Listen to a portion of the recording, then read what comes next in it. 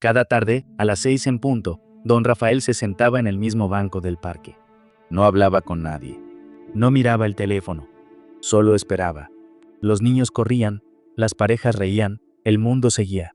Pero él miraba el camino como si alguien fuera a aparecer en cualquier momento. Un día, una niña se sentó a su lado y preguntó, ¿está esperando a alguien? Don Rafael sonrió con suavidad. Sí, a mi esposa. Prometimos que, pase lo que pase, nos encontraríamos aquí. La niña miró el banco vacío y luego volvió a mirarlo a él. ¿Y ella vendrá? Él levantó la vista al cielo, con los ojos brillando. Todos los días viene. Aquí, dijo, tocándose el corazón. Desde ese día, el banco ya no parecía vacío. Porque el amor verdadero nunca se va. Solo cambia de lugar.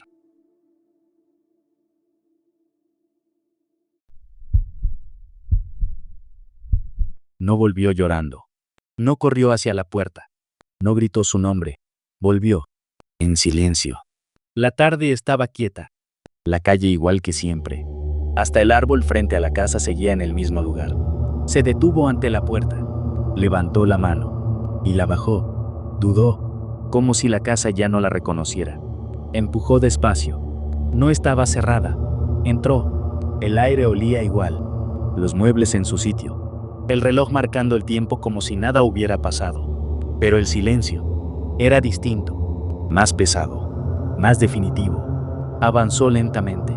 En la mesa había una taza de café, fría, como si hubiera esperado demasiado. Rozó la silla frente a ella, la misma donde él se sentaba mirándola cuando fingía que todo estaba bien. Recordó el día que se fue. No hubo gritos, no hubo traición, no hubo drama, solo cansancio. Pensó que la vida era más grande que esa casa.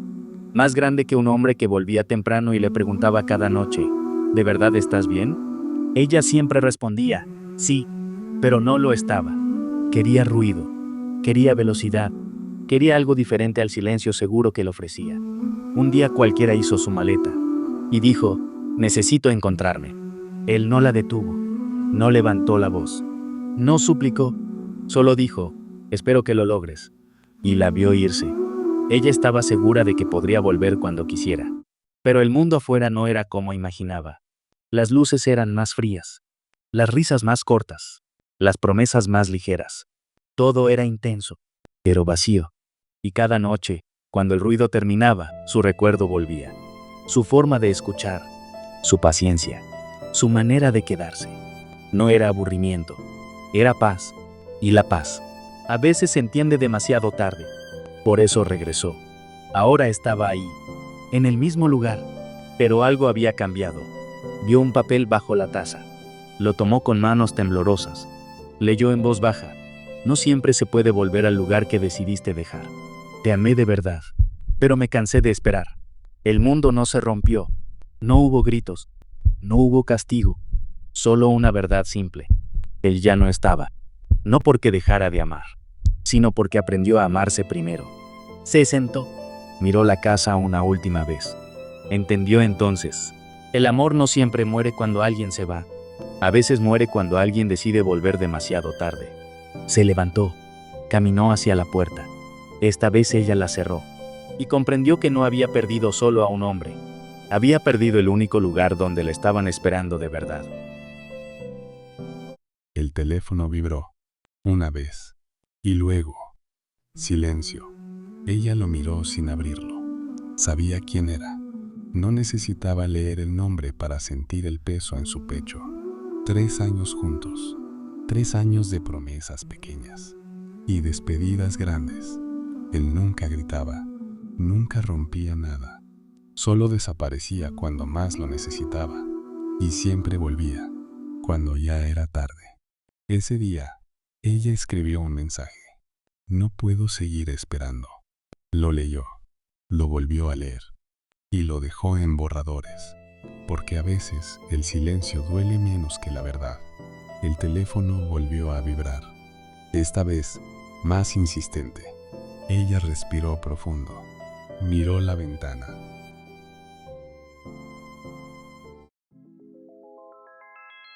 Ella siempre decía que volvería. No con promesas grandes, no con lágrimas dramáticas, no con explicaciones complicadas, solo con una frase simple, que repetía como si fuera suficiente: espérame. Y yo esperé, no un día, no una semana, meses, en el mismo café, en la misma mesa junto a la ventana. Cada viernes, a la misma hora, pedía lo mismo. Miraba la puerta cada vez que sonaba la campana. Imaginaba su silueta entrando, su sonrisa tímida, su voz diciendo que todo había sido un malentendido. Los meses pasaron. Las estaciones.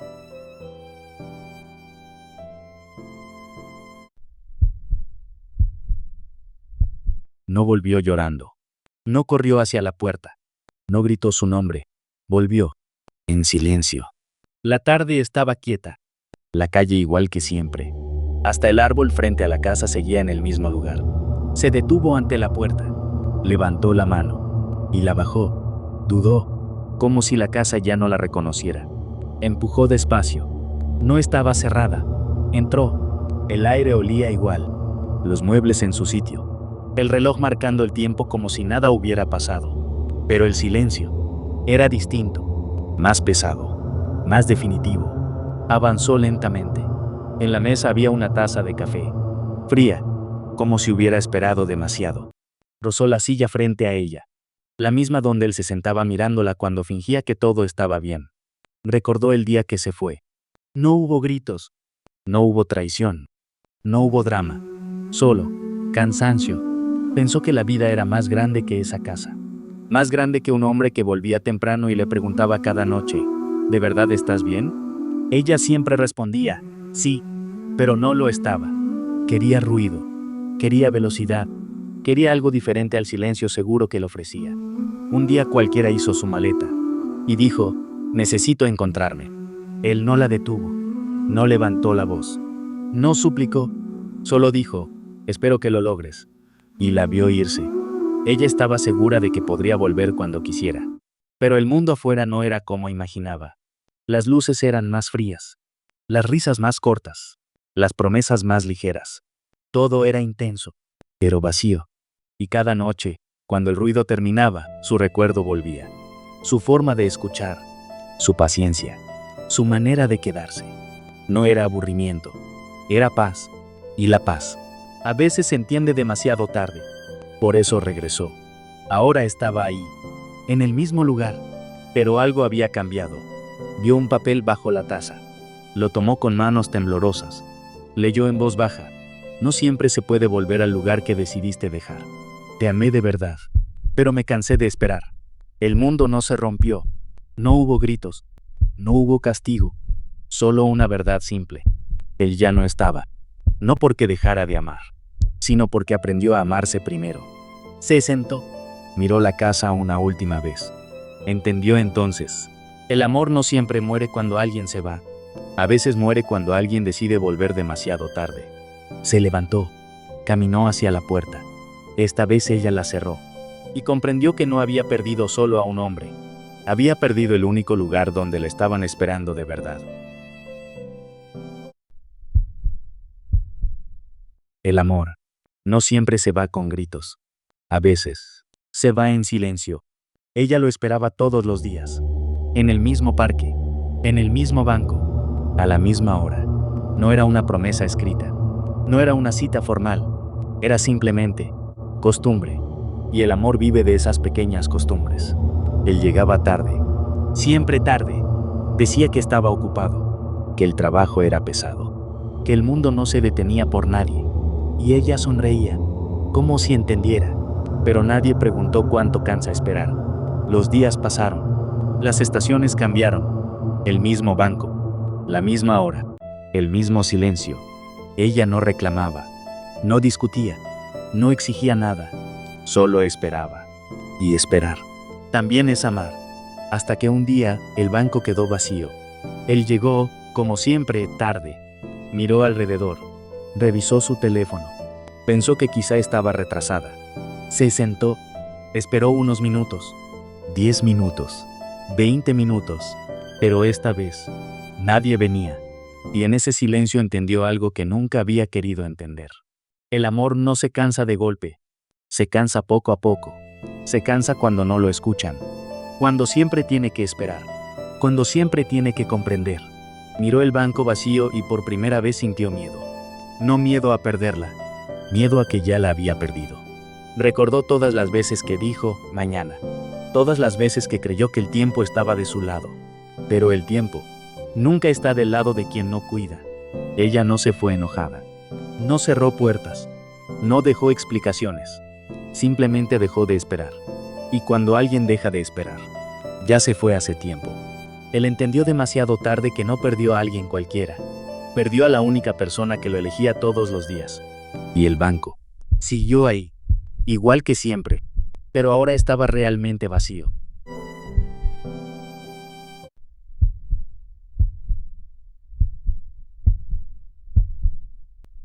En ese fondo más de 3 veces en una misión cerca de la fosa de las Marianas, descendimos más de lo permitido, 10.900 metros.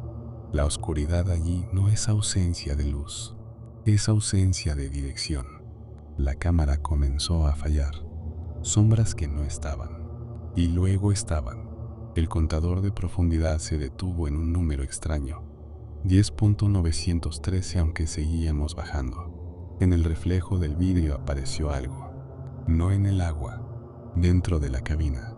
Un rostro sin ojos, cada 33 fotogramas. La sombra estaba más cerca, 3 segundos exactos.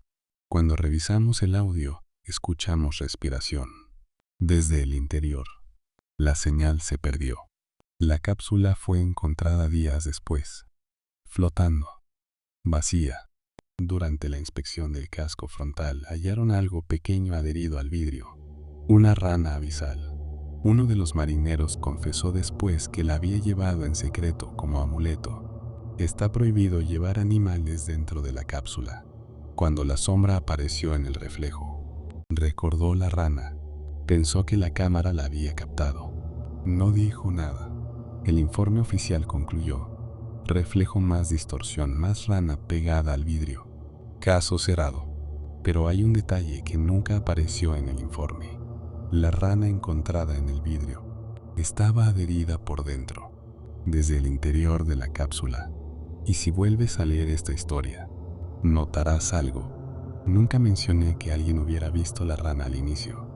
Entonces, ¿cómo sabían que estaba allí? Cuando la tierra ardió, nadie recordaba quién encendió el fuego primero. El polvo llevaba huellas de pasos que huían, y el cielo estaba cubierto de humo sin nombre.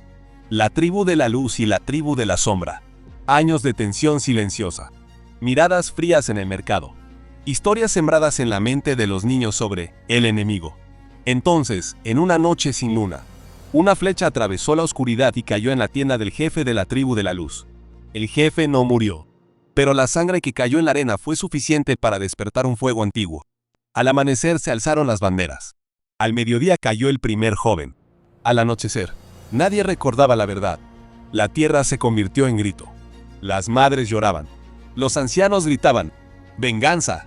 Y los niños crecían de golpe, cargando espadas más pesadas que sus años. Pasaron los días. La sangre se volvió lenguaje. La venganza se volvió costumbre. Hasta que llegó el día en que cayeron 2 jóvenes, uno de la luz y otro de la sombra, lado a lado. No se mataron entre ellos. Cayeron por la misma flecha. Cuando los hombres se acercaron, descubrieron la verdad. La flecha no pertenecía a ninguna de las 2 tribus. Era extraña, tan extraña como la guerra. Un hombre de fuera, un comerciante ambicioso, alimentaba el odio en secreto para gobernar la tierra después de que se enterraran entre ellos. Pero la verdad llegó demasiado tarde. La tierra estaba llena de tumbas. Cuando el polvo finalmente cayó, un joven de la tribu de la luz se quedó frente a las tumbas. A su lado, un joven de la tribu de la sombra. No había espadas entre ellos. Solo silencio. Levantaron la mirada hacia el cielo, como si hicieran la misma pregunta. ¿Hasta cuándo? Dijo el primero, con la voz quebrada. Mi padre murió creyendo que ustedes eran nuestros enemigos. Respondió el segundo. Mi hermano murió creyendo que ustedes eran monstruos. El viento pasó sobre las tumbas. Uno de ellos dudó un segundo y extendió la mano. El otro la miró y la tomó. En ese momento no ganó una tribu ni perdió la otra, pero decidieron ser una sola mano. Y cuando dos manos dejan de pelear y se unen, la guerra termina.